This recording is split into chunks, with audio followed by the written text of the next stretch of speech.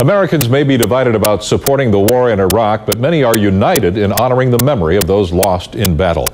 This weekend, a war exhibit that's traveled the country comes to Lancaster County. Carol Hahn tells us how it's trying to open our eyes to the human cost of war. There are 90-something pair of boots here, each one meant to represent a Pennsylvania soldier who's died in Iraq. Some are worn out, some decorated. All look hauntingly empty. I think it's important that Lancaster opens its eyes to the truth of the war, to why we are there, to what we are doing. This exhibit at Franklin and Marshall College is meant to put a face to the more than 1,900 men and women who died serving our country. Men like David Branning. What happened was David was kicking in the front door of a house in Fallujah, and he was shot right there. Leaving behind a symbol of his sacrifice and a mother who says she's no longer angry. And I thought about the person who shot him, and I thought, what would it be like if our country were invaded?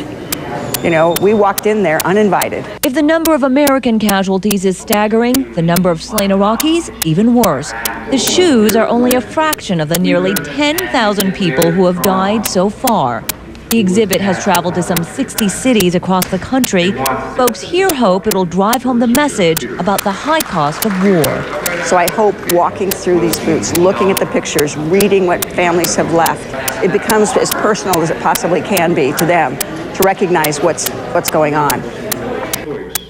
The fact of the matter is, what's being shown here is just one side of a debate that's dividing the nation.